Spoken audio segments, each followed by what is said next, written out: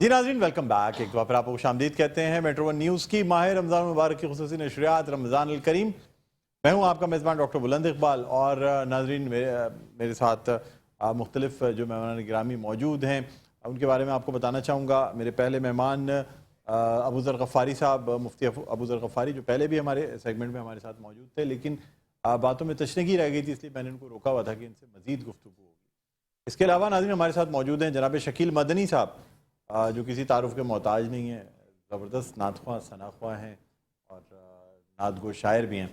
नाज़रीन इसके साथ साथ हमारे साथ मौजूद हैं सैयदा कौसर अली साहिबा, जो कि अब से कुछ देर कबल एक सेगमेंट में मुकाबला नातख्वानी की मुनसिफ भी थी, मुनसिफा थी बल्कि, और साथ साथ जो हैं वो हमारे इस रमज़ान अल करीम के क़सीदा बुर्दा शरीफ जो हम पेश करते हैं उसमें ये उर्दू अशार यानी उर्दू तर्जुमा जो क़सीदा बुर्दा शरीफ का, वो उसकी सआदत हासिल करती हैं सैयदा कौसर अली। बहरहाल नाज़रीन, हम अबू ज़र गफ़ारी साहब से मज़ीद बात करना चाहेंगे।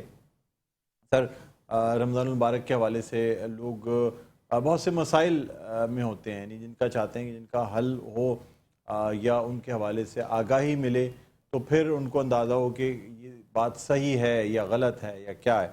सर, अब जैसे मैं आपसे ही जानना चाहूँगा कि बहुत से लोग सहरी जो है ना वो जल्दी कर रहे होते हैं। उसकी वजह से क्या होता है कि उनका पेट जो है ना वो मतलब फूला हुआ हो जाता है या खाना हज़म नहीं होता, बाज़ दफ़ा उल्टी भी आ जाती है, शिकार भी आ जाती है। ठीक है, क्या ऐसी सूरत में रोज़ा मकरूह हो जाता है या नहीं होता? डॉक्टर साहब, बहुत बहुत शुक्रिया जो आपने सवाल किया।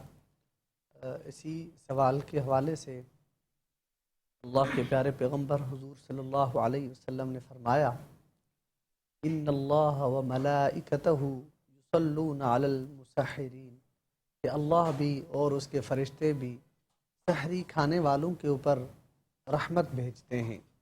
तो सहरी इस एतबार से की जाए कि उसको सुन्नत समझ के और अल्लाह की तरफ से रहमत का पैगाम आता है, तो इस तरह करके सहरी खाई जाए और एहतियात खाई जाए, क्योंकि अपनी सेहत का भी ख्याल रखा जाए ज़्यादा से ज़्यादा।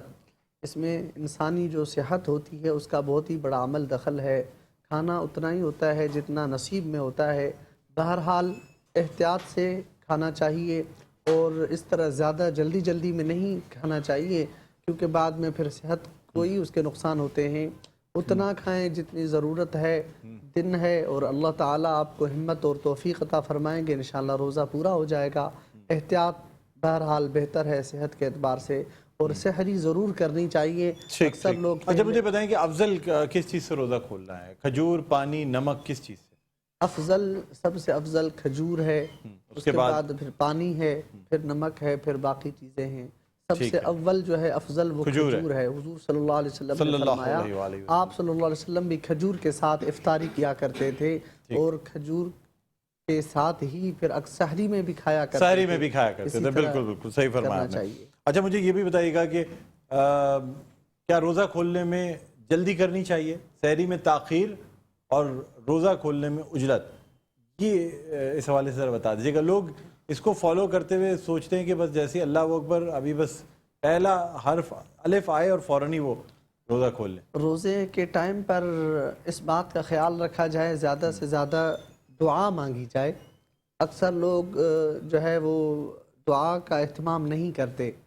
बाकी जिस तरह आपने कहा कि इफ्तारी में उजलत, ठीक है, अगर टाइम हो गया है तो दुआ का एहतमाम करें, कम से कम जो रोज़ा खोलने की दुआ है वो पढ़ लें। फिर उससे पहले जो वक्त है दुआ का, वो कबूलियत का वक्त है, दुआओं का खुसूसी एहतमाम किया जाए और ज़्यादा उजलत न की जाए। अपना एहतियात से जहाँ पूरा दिन आपने इंतज़ार किया है वहाँ पे थोड़ी देर, आधा मिनट और, लेकिन जब अज़ान शुरू हो तो फिर टाइम है, फिर आप उसके मुताबिक खा सकते हैं, कोई मसला नहीं है। लेकिन दुआ का ज़रूर एहतमाम, दुआ का एहतमाम है बहुत ज़्यादा। अच्छा, मुझे ये बताइएगा कि यानी कहते ही हैं कि फ़ौरन 5 मिनट के अंदर अंदर रोज़ा खोल लिया जाए।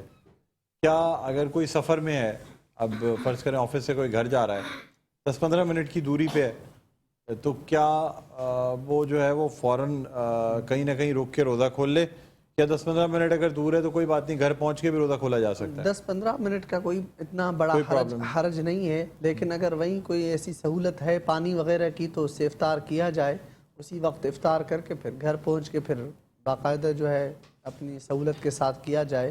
لیکن 10-15 منٹ اگر کہیں ایسی سفر میں ہیں، گاڑی ڈرائیو کر رہے ہیں، کوئی سہولت نہیں ہے تو کوئی حرج بھی نہیں ہے 10-15 منٹ کا، گھر پہنچ کے بھی ہو سکتی ہے۔ اچھا مجھے یہ بھی بتائیے گا کہ کچھ لوگ تمباکو نوشی جو کرتے ہیں وہ ایک تو افطار روزہ کھلتے ہی یہ کام شروع کرتے ہیں، دوسرے سحری میں اذان سے پہلے تک آخری کش لگاتے ہیں، یہ کہاں تک جائز ہے؟ اللہ اکبر، اس کے میں جواز دیکھیں شکیل مدنی صاحب کس قدر مسکرا رہے ہیں، اس کے غلط بات ہے جواز کے حوالے سے تو گفتگو نہیں کر سکتا، لیکن البتہ ایک حدیث پاک میں آتا ہے کہ جو روزے دار ہے اس کے منہ کی بو اللہ کو مشک سے زیادہ پسند ہے۔ لخلوف فم الصائم اطیب عند اللہ من ریح المسک، اللہ کو روزے دار کی منہ کی بو مشک سے زیادہ پسند ہے۔ جب آپ نے تازہ ابھی افطاری کی ہے اور افطاری کے بعد پھر یہ کام جس سے منہ کے اندر بدبو آ جائے، اس سے احتیاط کیا جائے، تو صحت کے حوالے سے بھی نقصان دہ ہے۔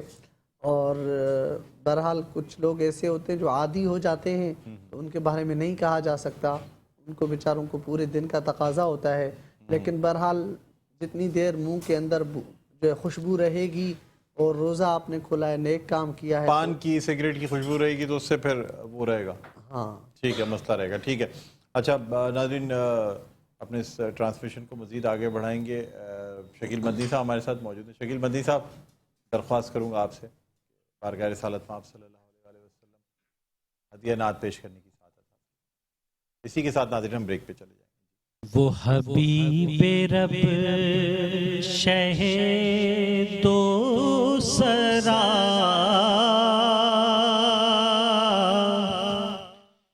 وہ شعور و فکر کی آگہی،